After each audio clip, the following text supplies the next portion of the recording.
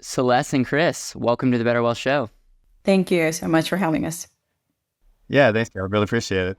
This one's going to be fun because we're going to dive right into the deep end on how the wealthy protect and pass on their wealth. You guys are a part of a team, the Rob and Glenn team, who work with ultra wealth, high net worth families. You work with family offices. You guys are experts when it comes to estate planning, how to incorporate different life insurance strategies. And we're going to have a fun series where we talk about all kinds of advanced strategies using life insurance or potentially other investments and structures. But today, with the election coming up pretty dang quick, there's been a lot of questions around what are taxes going to be if there's a sunset or no sunset. But one thing that we have not made a video around is talking about estate planning. I'm talking about what are the potential things that we should be focused on when it comes to estate planning. What happens if Republicans stay or get in power? What happens if Democrats stay in power? What happens with a mixed House, Senate, president, and overall, like what are some of the consequences? And so I also know that you guys gave a pretty advanced presentation recently when it comes to attorneys and advisors, and you talked about estate planning, you talked about some of these things, and you also talked about how to incorporate life insurance. And so I know this is going to be really technical, but I think it matters for people that check the boxes, but then also for the people that want to grow wealth. We should think with the end in mind. And if you're watching this channel and want to continue to grow wealth, you should know this stuff. So without further ado, welcome to the show. And I look forward to rolling our sleeves up and learning. Well, thank you so much for having us. Yeah, so at Rob and Glenn, we focus on advanced planning, insurance strategies. Most of our clients are high net worth or family offices. So we really take a big focus on just planning. We always say we're going to meet the client where they are. And many times it's from helping them from some foundational estate planning to very complex estate tax mitigation type of strategies. My name is Celeste Moya, as you mentioned, and so I've been in this world for over 20 years. Chris and I have worked together for a long time, but I'll let him introduce himself. Yeah, no, thanks. Thank you again, Caleb, for having us, and thanks for that, Celeste. Yeah, Rob and Glenn, we are very fortunate with the team that we've been able to curate here, and how deep and technical we can go helping families with their income and estate planning needs. We're fortunate we're going to be able to talk about a couple of those items today. There's obviously a world of potential planning opportunities for families, and we just feel lucky and we're kind of blessed whenever we get to work with the families we get to. So yeah, my name is Chris Stieg. I'm a partner here at Rob and Glenn, and happy to present. Amazing. And I will say, it normally when we present to consumers, we want to start basic and step the way up when it comes to basics to advance. And I was the one that said, let's chuck the basics out the window right now. Let's dive into the deep end. Our audience doesn't always need a 101 estate planning, which that will be something maybe we come out with a video in the future. But I do appreciate your guys' technical abilities, and I want to make sure that our series are for the people that really want to go deep on certain strategies. So if you're watching this video and you have questions, or you have questions about different strategies that the high net worth use, please put that in the comments, because that will be what I will use to go to the table and say, hey, can you make a video, or do you have a case study on X, Y, and Z? And so very grateful that you're here, and I look forward to jumping in. I believe you have a presentation that we're going to take a look at. And so without further ado, I'll hand it over. This is a presentation that we recently put together, and it was originally for an estate planning group, but it applies to so many clients on different levels. And it's really just about protecting wealth, transferring it efficiently, and how as you mentioned in the beginning, how the wealthy protect their wealth and transfer it to the next generations.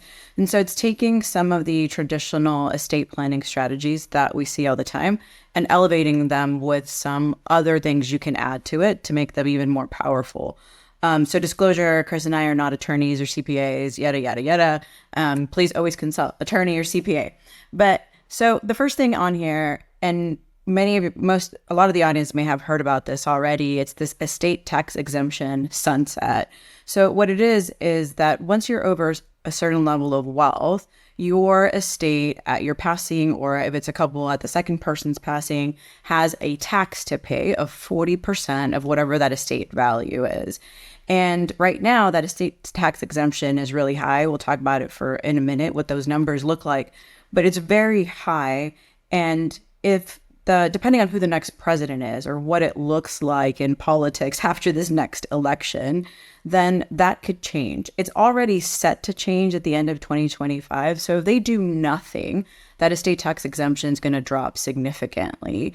And Chris and I are in agreement, and I'm sure, Chris, I'd love to hear your thoughts on this, that more than likely it's going to sunset because they're not going to have a long time to do something different. Yeah, I agree. I think it's going to be very difficult. They do have obviously different approaches. The Democrats and Kamala are interested in maybe moving that exemption down to 5 million. If you go to her website, that's what she's looking at doing.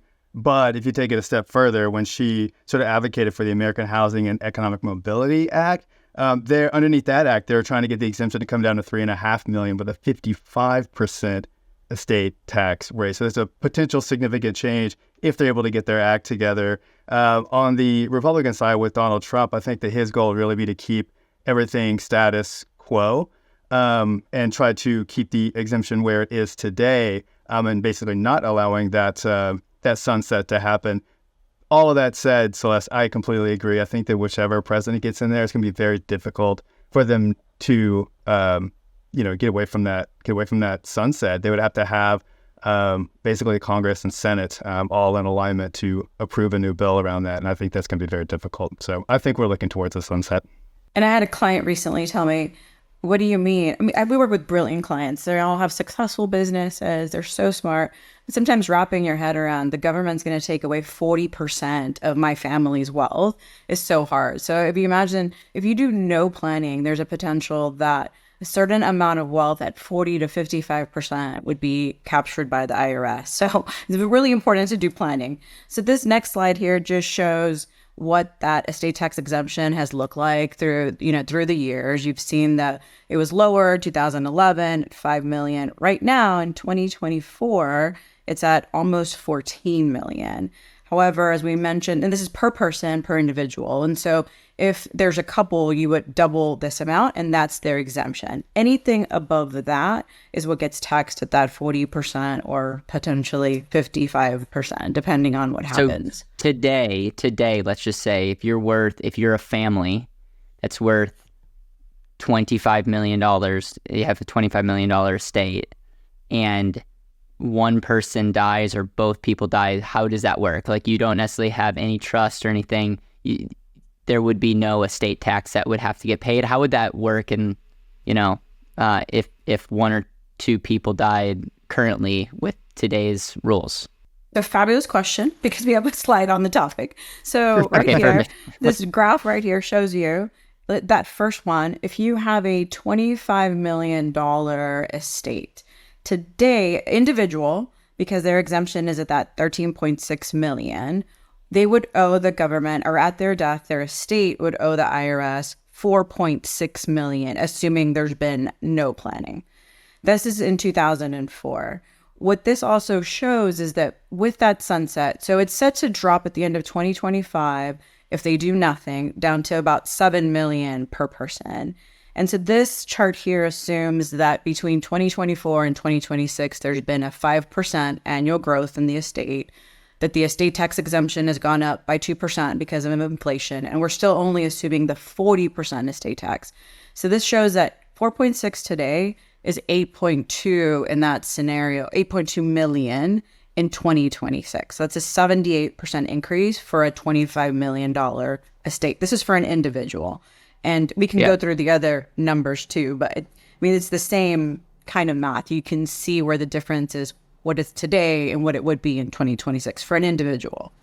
So, and again, I'm asking this question because I want to better understand this, and I'm sure there's other people that want to better understand this. So even though we say today, if there's certain minimums, you're saying there still is a state tax you have to pay. Is that what you're saying? Like if I died at 10 million and I had a $10 million estate today, like if I died, I have a $10 million estate, I still would pay estate taxes. Is that what you're saying?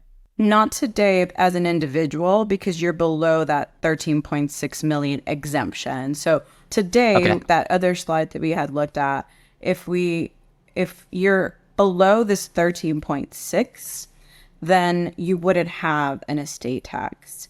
Anybody who has an estate as an individual above that would. Now, couples, you would have to double that amount. And then, so 26, 27 million. If you're over that, whatever you're over that, so let's just Got say it. they were over it another 25, that another 25 would be taxed at the 40%.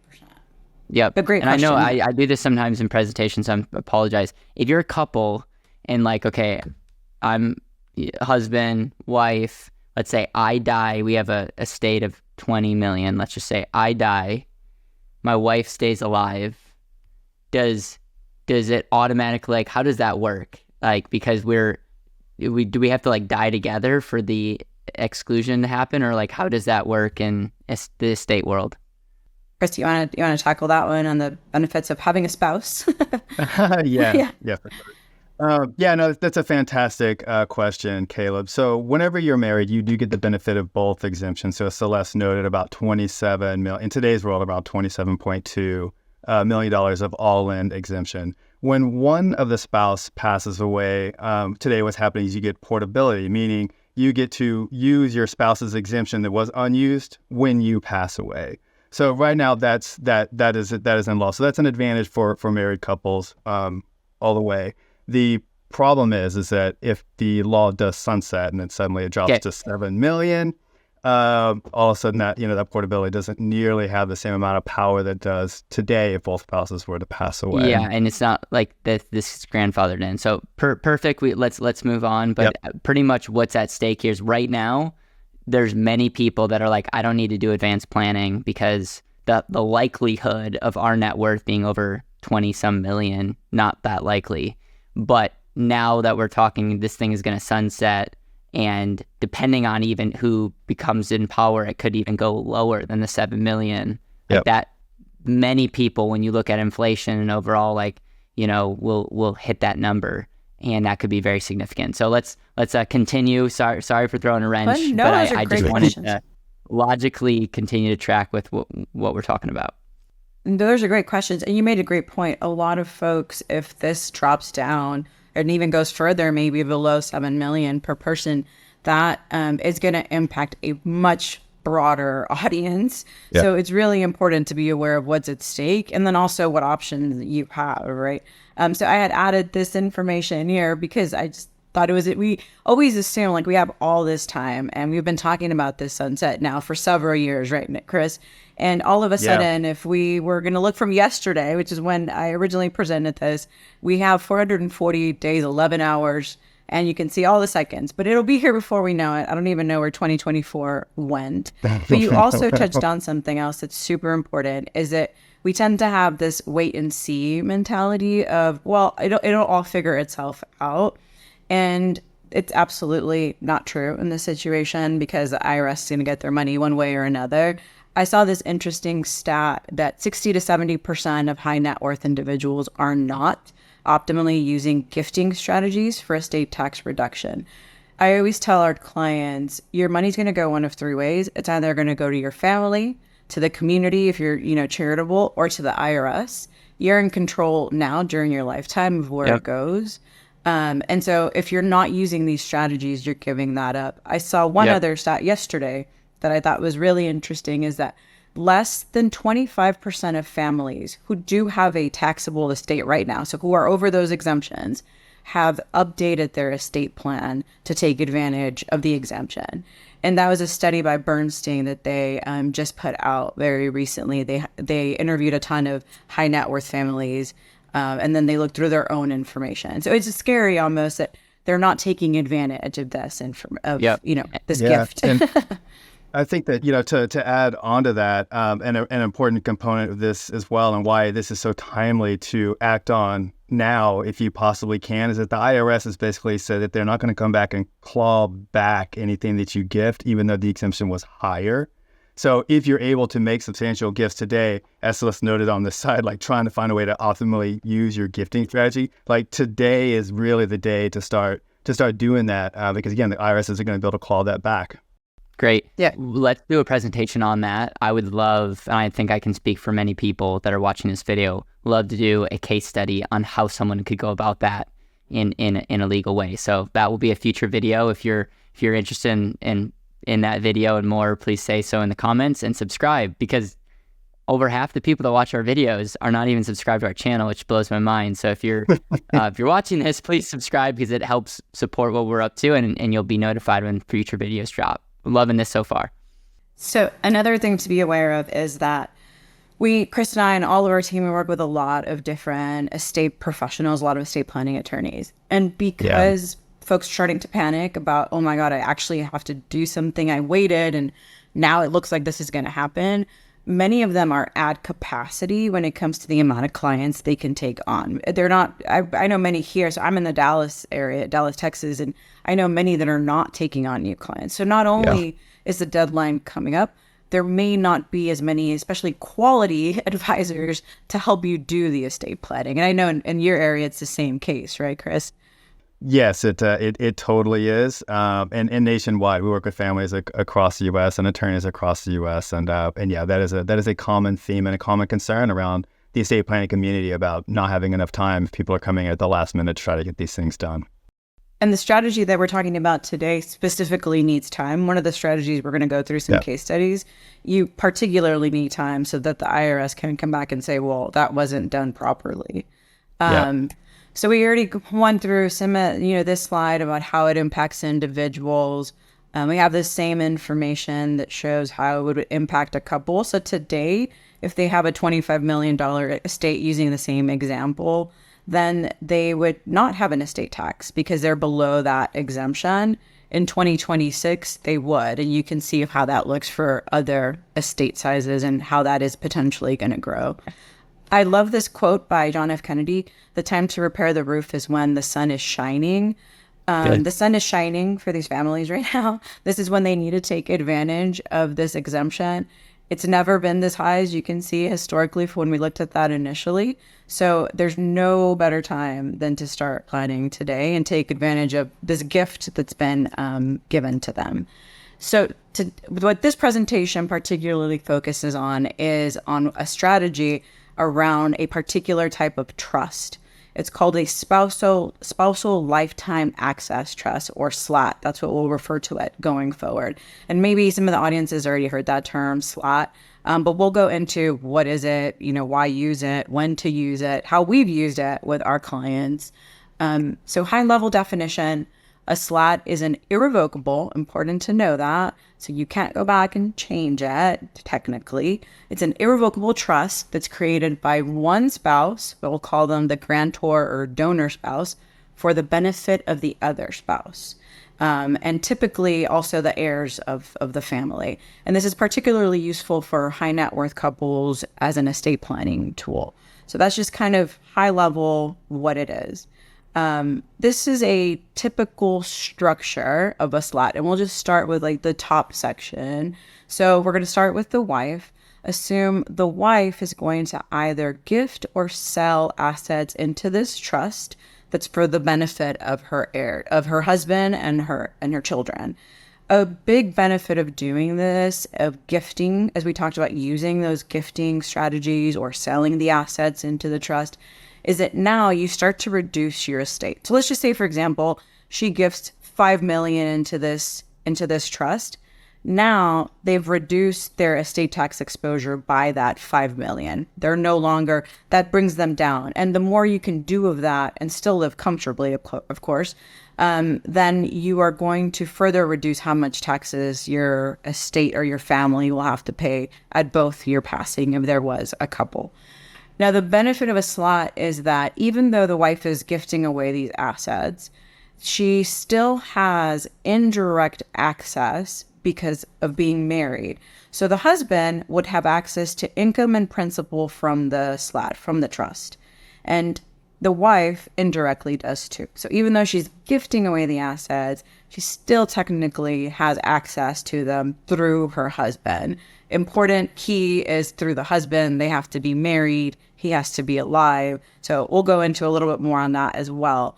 But it's really That's the key benefit of this type of structure. It's you're getting rid of stuff, you're reducing your estate tax exposure, but also you still technically have access to it. And then at the bottom is just assuming now the husband created the same type of structure for his wife. But there's a big beware there. Chris, do you want to talk about the reciprocal trust doctrine? Yeah, for sure. So at its face, the reciprocal trust doctrine says underneath at least this type of a trust structure that if the trusts are essentially identical, then you really didn't accomplish anything in the IRS's eyes. They're really just saying you're trying to move one thing from one pocket to the other, and you know what? That doesn't count. So you have to make sure that the trusts have different types of powers for the stakeholders underneath the trust. So you might have different powers of appointment inside the trust. You might have different trustee powers. You might have different beneficiaries. You need to have something substantial inside the trust that makes it different than the other trust so that you don't have this reciprocal trust issue. And so when we talked about time, we've even recommended trust being created in 2 separate years. And we're kind of running out of time to do that now. So that's why this particular strategy requires time. So as much as you could do to make the 2 slots different, if they're being created this way. So another layman's way to look at a SLAT is you get the benefits of an irrevocable trust, but you still get some access assuming you stay happily married. Obviously, these could be problematic if you don't. Maybe we'll touch on that, maybe not. But overall, you're getting the benefits of an irrevocable trust, which I'm sure you're going to dive into. But it's not like you're saying so long for the rest of my life. There are options if a happy marriage is in your future. Correct. Yeah, and I mean there's options for the non-happy marriage, but we'll talk about it in a minute. But ideally, we want them to stay married because it does make it more difficult, if they're not. Love it. So some of the key benefits, just to kind of reiterate, you're reducing your estate taxes because you're gifting assets out of your estate. So when it's irrevocable, it means you don't, from an IRS perspective or tax perspective, it's not in your hands, in your pocket. It's out of your estate, so it can't be taxed as if it was.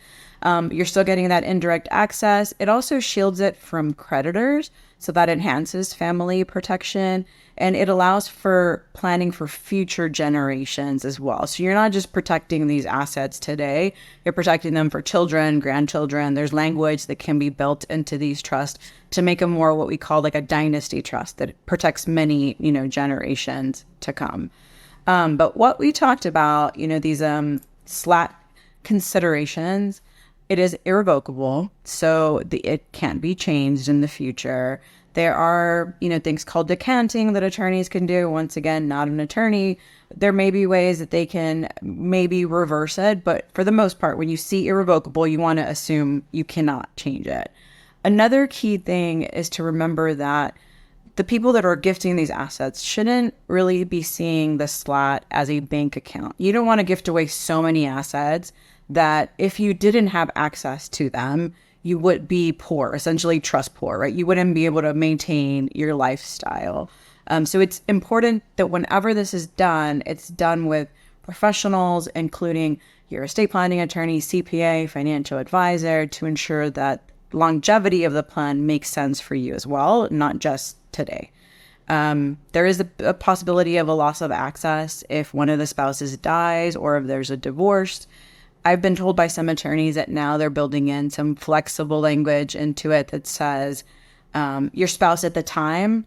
If you want to have that conversation with your spouse, that's up to you. But I feel like if you're designing a trust and it says, let's see who we're married to then, that's probably difficult, but it's possible to build some flexibility into the language. We talked about the reciprocal trust doctrine. And then also, this is important regardless of what kind of trust you're building, selecting the appropriate trustee. Just think about, is that person going to be responsible if it's an individual? If it's a family member and my children are fighting over the money in the future, do I want to put them in the middle? Are they going to follow up with all the tax stuff that comes with being a trustee? So there's other options, right? Corporate trustees, independent trustees. And Chris, anything else on the SLAT side that benefits or considerations that you'd want to add?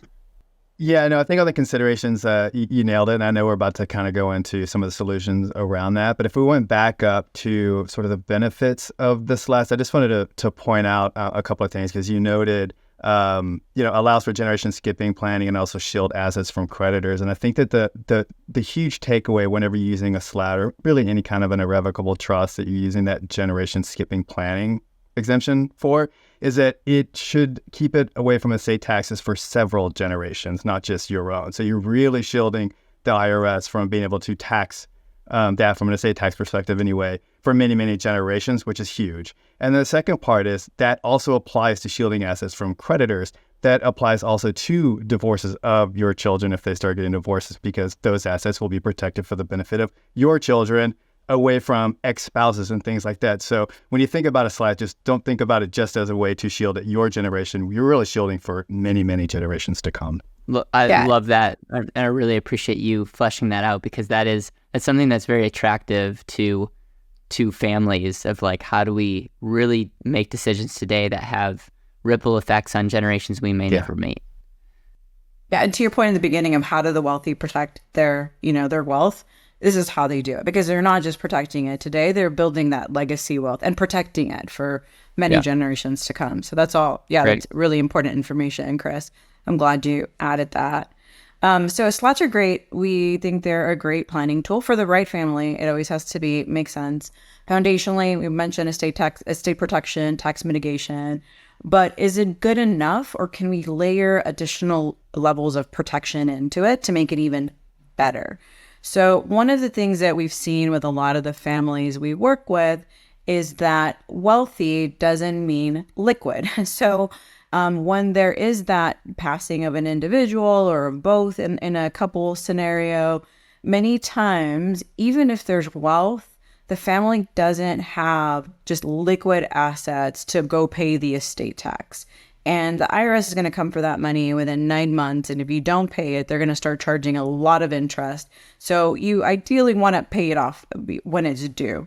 But even if you have a SLAT and inside the SLAT, there's business interest or just real estate that's illiquid, that's not going to help with paying the estate tax. So what can we do to fix that problem? And we can look at one scenario. We've changed the names in all of our case studies to protect the innocent, right? But if we just consider the Smith family, Miss Smith is a widow. Her estate is about $20 million in size. She did have a SLAT set up, and there's about $12 million inside the SLAT, but it's all illiquid business interests.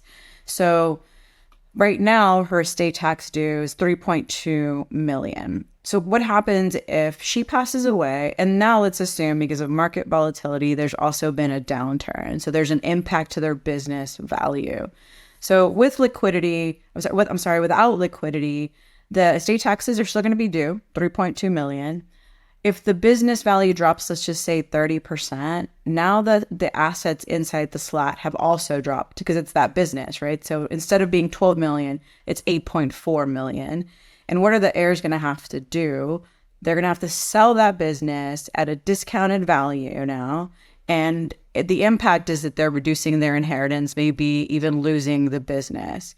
Whereas if they had liquidity somewhere, and we'll talk about ways you can have that, the taxes are due, but now instead of using the money inside of the SLAT, they can use those liquid assets to pay the taxes, preserve the business, preserve their inheritance. So two very different scenarios where the SLAT was there, but what else can we do to make it more efficient? Yep. And just to be clear, that you're assuming that 40% on 8 million, the 12, so, right?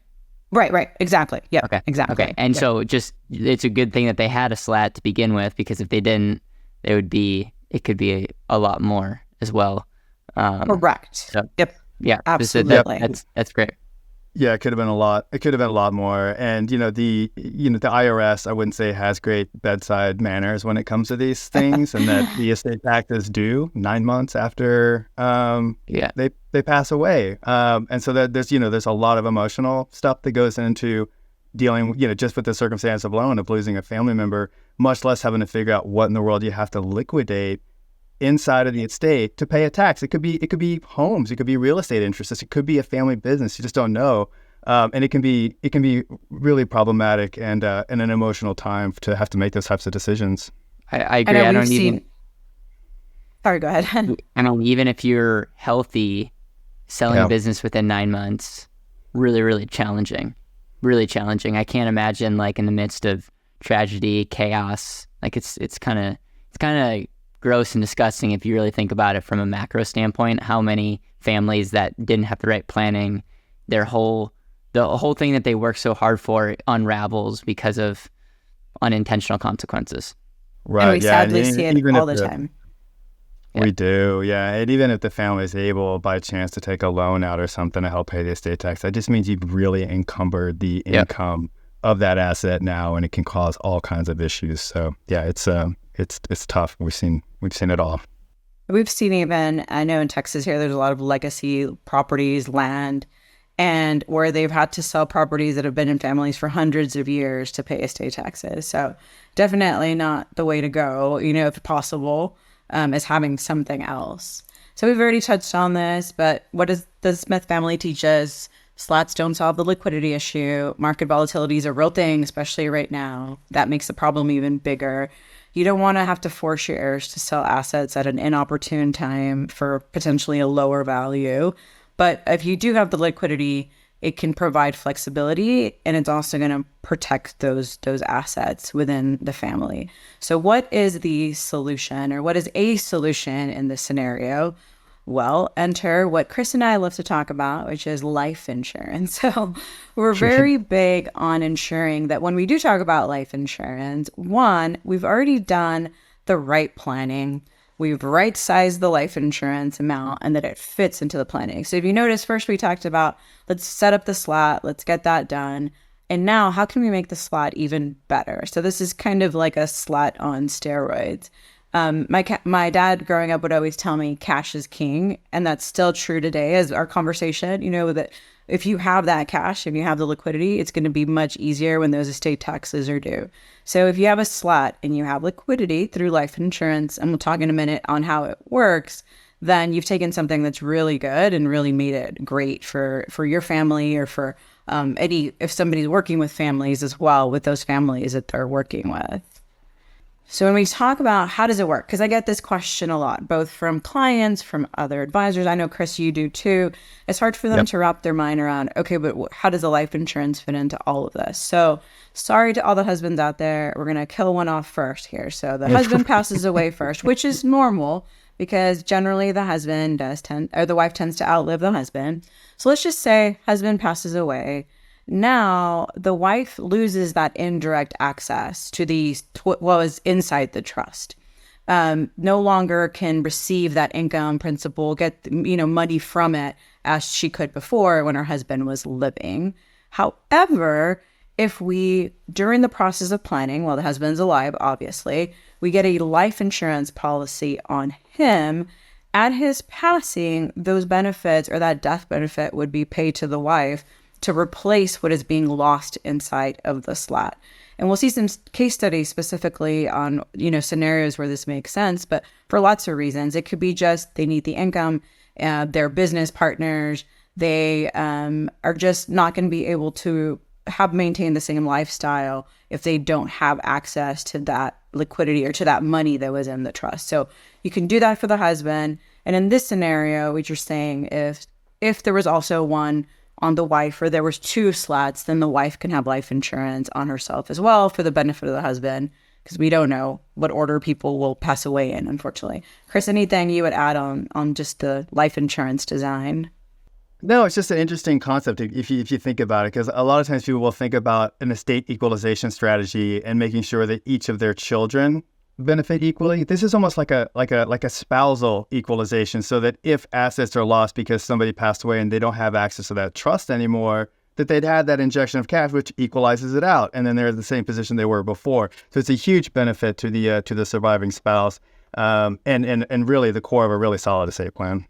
Mm-hmm. Now, is there a problem if the death benefit is higher? Like, does that trigger some estate? Can that trigger some estate numbers? Or because I see what you're saying is the death benefit's essentially covering the assets, and so upon death, make sure that you're making that right. But isn't income from a life insurance policy? It's income tax free, but it's not estate tax free. How do you guys go about that?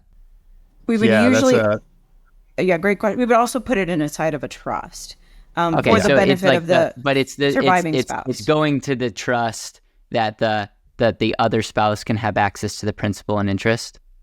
Many times it's a separate trust. So if you've heard of an ILIT, irrevocable life insurance trust, we would put it in that so that it's not part of the person's estate, but they are still a beneficiary of what's inside of the trust. So there's other protection measures you can use to ensure that it's not doing that. And remember also that the taxes are paid at the second death. Yeah, totally. So you're absolutely right. So one part, there is no income taxes on death benefits that are paid out. And because we would set it up to be owned in an irrevocable trust, estate taxes also would not apply to the death benefit or the life insurance policy. So it's a true win-win, both for the surviving spouse and then ultimately, the family whenever the second spouse passes away and estate taxes are due. Yep. So we've already touched on this, but what are the benefits? One key thing that people kind of don't always grasp, and Chris and I always struggle on how to share this, is that when you're buying life insurance, you're putting in a much smaller amount for a much bigger benefit. There's a lot of misconceptions around pricing, and we'll talk about that in a minute in some of the case studies too. But one of the benefits is you can leverage some of the assets that you put into the trust, into the SLAT, and buy a much larger, death benefit as well. So it also provides tax-free liquidity for estate taxes to replace that SLAT value if there is a death of the spouse or when that first spouse dies, and anything else that the estate needs. I don't know you, Chris, but I have yet for a client to come back and say, nope, my family had too much life insurance. There's too much cash now. So we never get that complaint about the person had too much life insurance. Maybe when they don't have enough, that's when they get mad at us. But having that liquidity, tax-free liquidity, is an incredible benefit. Shielding, protecting the assets from that forced liquidation that we talked about. And then also kind of a secondary or tertiary benefit of it all is if the policy has some kind of cash value, then the spouse would also, be able to access the cash value in the policy and take distributions from it. So kind of very much another benefit of it. A lot of the times we're looking at death benefit focused policies versus cash accumulation policies, but there is the possibility that there's some cash accumulation.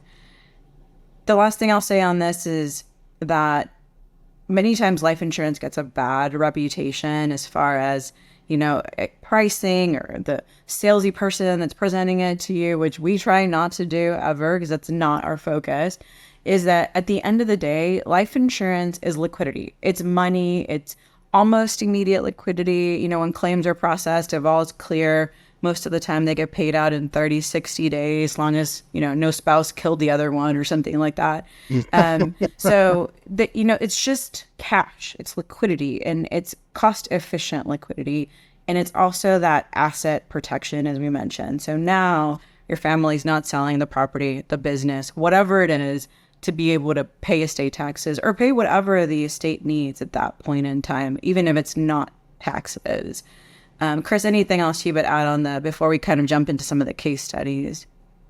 No, I think I think you hit it on the head. I mean, at the end of the day, life insurance is it's a way to access cash at a discounted mortality value, right? So you just let that time value of money work for yourself, and in the future you have a lot of cash that your family can use for all the reasons it's going to need it. Yep.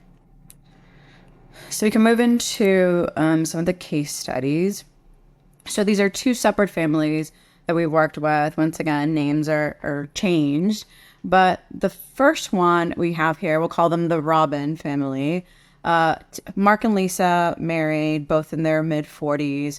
Not only are they married, they're also business partners, and they're very key to each other. So if something was to happen to one or the other, it could be detrimental to the businesses that they have. Serial entrepreneurs, But recently they had sold kind of the big business, the one they had been working in the longest. And after the sale of that business, their estate was at approximately 60 million. However, at their mid 40s, they're not ready to give up control of their assets, right? They still need that money, that liquidity to be able to invest into more businesses. And they also had have four young children still to take care of. But today, if something was to happen and they did no planning, their estate tax exposure was around 13 million and growing because, as I mentioned, they're serial entrepreneurs or constantly investing and looking for the next big opportunity. So the solution here was a SLAT, which we advised creating in 2 different years. They had the time to do so. They transferred some of their assets into the SLAT, not everything. Once again, with the help of financial advisor, estate planning attorney, we coordinated properly to ensure that they still had enough outside of their estate as well. And they still had the ability to retain some control. We utilized Mark's exemption, so his full exemption that he has right now, this higher exemption, and only some of Lisa's. And that was just, once again, because we needed to ensure there was assets outside of the estate still. But the big kind of thing that we wanted for them to add after doing that planning was adding these individual life insurance policies on each of them. And when we did the math, all the calculations, we did 10 million on each of them. Reason being was that, once again, if something happened to one or the other, not only were they going to lose access to the assets inside of the SLAT, they were key to each other from a business perspective. And so we wanted to make sure that there was sufficient liquidity there for that person to continue whatever, investments, whatever other endeavors they had in this entrepreneurial journey that they've been going on for several years together. So it provided liquidity for personal and business needs. And I've touched on there's misconceptions around the pricing of life insurance. And so we like to look at pricing of life insurance compared to like assets under management. So investment firms, financial advisors, wealth managers, when you have your money invested with them, there's usually a charge to manage your assets, or AUM as it's frequently referred to. So we look at it as on an annual basis, what is the premium as a percentage of the death benefit? And in this case, it was 70 to 80 basis points. So lower for Lisa. Women's life insurance or pricing tends to be lower because we tend to take less risk, supposedly.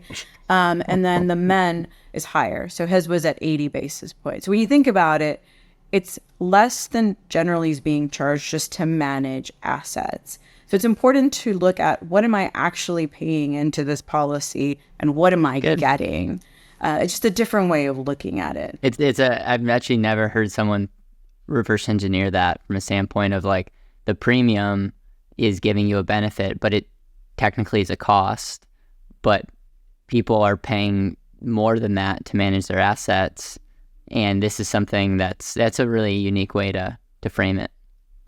Yeah, I mean, it's a cost, but to your point, there's a benefit, right? There's growth there. There's return on investment too. So just a different way to appreciate where your money is going versus, I just have to pay my life insurance premium again. That's right. A different way of looking at it. Chris, anything else you want to add on this case study? No, there was a really good overview. The only thing that I wish that the Smith family had done with us was come to us prior to them selling their business. There is a tremendous amount of stuff that we can do for the serial entrepreneurs and those people who are maybe looking at selling businesses or any assets. We spend a lot of time on the income tax planning side of things and have that parlay into the estate tax planning side of things. So I think we could have done a lot more with them had they come with us a little bit earlier. But this was still an awesome outcome for them. Well, and this gives me just a good thing to say right now is like, if you're watching this and you're like, hey, I probably would benefit from having a conversation like this.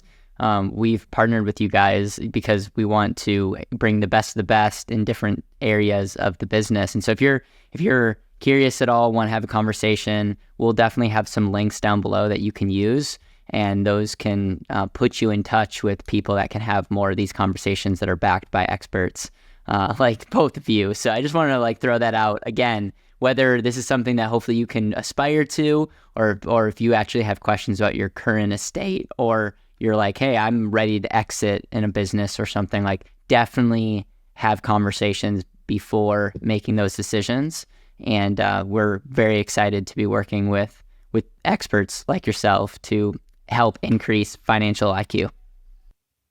Thank you, Caleb. And likewise, I mean, absolutely. Yeah, we're here to help guide those conversations. This is what we see day in and day out. So happy to do so. And the more complex, the better. Chris and I love anytime we can get a little nerdy.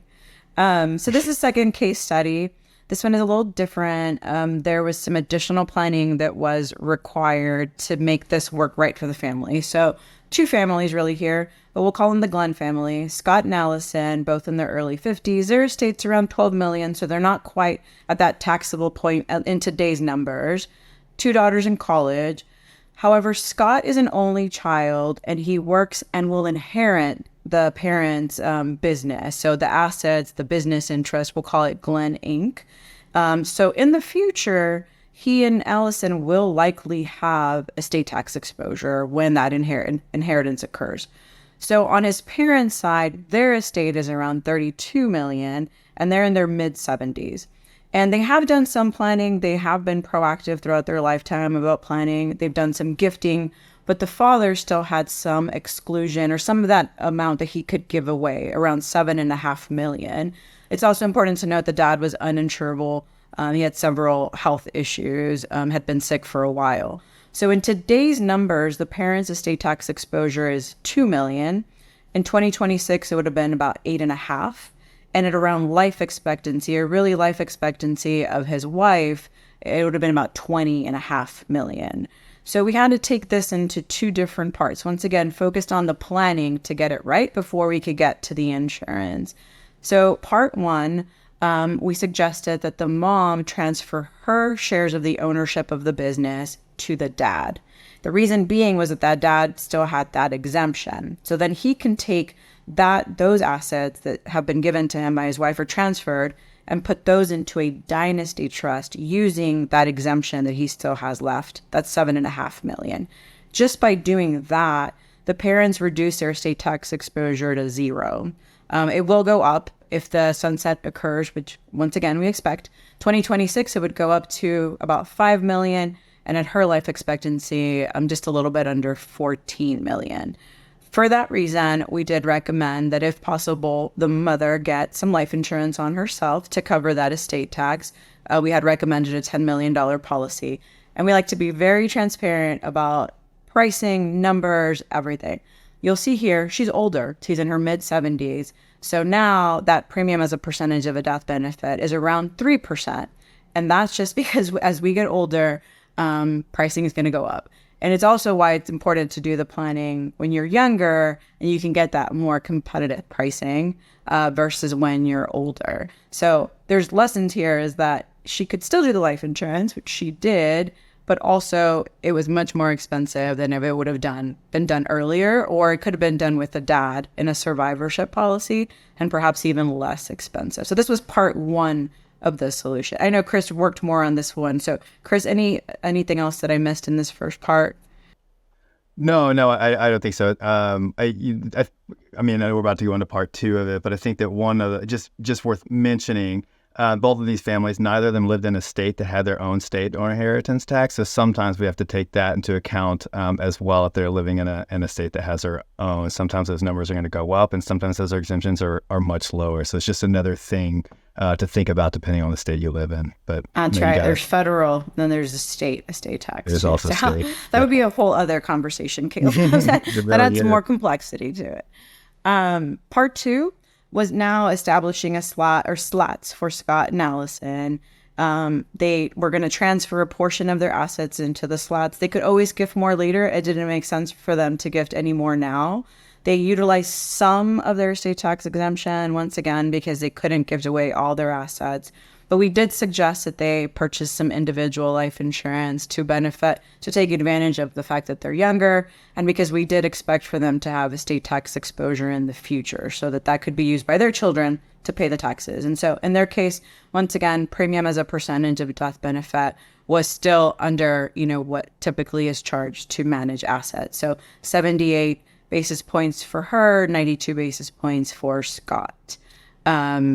Chris, anything else here? I mean, this one is pretty similar to the one before, just a different family, different structure. Yeah, no, different family, different structure. I think that the thing to add is that, whenever we're looking at a plan, it's always, bespoke to what the family's needs are and what their circumstances are. Sometimes that means we need to work with multiple generations off the bat. Like in this one, we're working with, I'll call them mom and dad, and then the kids. Sometimes it's just working with the kids. Sometimes it's a couple of trusts. Sometimes it's one trust. Sometimes it's pre-transaction plan, like we talked about a second ago. Sometimes it's, oh, oops, I already sold my business, and now I'm just doing this. So we're fortunate that when we get to work with families, we really get to take a full step back and really get to know the family, understand what their quantitative needs are, and pair that up with their qualitative goals. Yeah. We can really start crafting some magical things. So hopefully these two kind of outlined at least our thought in how we approach problem solving. Yeah, love it. Yeah. Yeah, that's a great point, Chris. Is multi-generational. Today we were discussing a family where we're only working with one of the siblings because the other ones don't get along. So that happens too. But we do like to take, when possible, it only because it helps us help the family even more, is take that big picture approach and say, okay, let's start from that Gen 1 or, your parents, and let's look to see what haven't they done for your benefit. And now let's work with you and let's help you protect your children. So there's a lot of layers. There can be a lot of complexity, but also planning can provide so much protection, so much peace of mind. Going back to that wealth protection for many for many generations to come. So the last thing we have on here is just this chart compares traditional trust to that irrevocable life insurance trust we mentioned, to a SLAT with life insurance, and what the major differences are. And the key thing is going to be, once again, the liquidity, that tax-free death benefit. Those are going to be the two major things that kind of stand out when we look at the comparison of some of these. And then something that I just read, I think like 2 days ago, it was in that Bernstein study too, and I thought it was so interesting. We can see this so many different ways, but they took these families and they interviewed them, and they were trying to, ask them, like, what are some of the key things you've learned? And one of the persons interviewed was a first-generation wealth creator, and he said lessons are dividends. So he really wanted to learn from those that came before him, from the families that did it right, from those that did it wrong, and apply it to his family to protect themselves. So we want to share our dividends that we've learned from other families with our clients, as you do too, so that they don't make the same mistakes and we can help them protect what they've worked so hard for. And then shameless plug, we have a podcast too, in which we talk about a lot of different stuff. So we'll make sure to have the link down below as well. Yeah, absolutely. First of all, Celeste, Chris, thank you. I feel very grateful to learn along with our audience, and just very, very excited for the series, because even like gifting, a lot of people talk about gifting. I know that not everyone has 100% clarity about what that looks like. And like maybe there's a video that we do breaking down the different type of trust, the pros and cons, and the different type of case studies. And so I appreciate it. I know that these videos might not get as many views as some other videos that we do, but I really believe the people that watch the whole thing, there's so much meat on the bones, and I just appreciate your expertise. Like I said, there will be links down below for if you want to learn more. Definitely check out the podcast. We'd love to see your podcast grow. Any final words that you guys want to say as we get this series off the ground? Yeah. Really, really appreciate you having us on, Caleb. I know that you have the way that you approach problem solving and the folks and the families that you work for, philosophically, we're so well aligned. So I just appreciate everything that you do out there in the marketplace too. And again, thanks for having us on. I really appreciate it. Yeah, thank you so much for having us, and for your audience. We hear this all the time, but when was the best time to plan? It was yesterday, but the second best is today. So don't waste any more time. Just do the planning. Take advantage of what's available.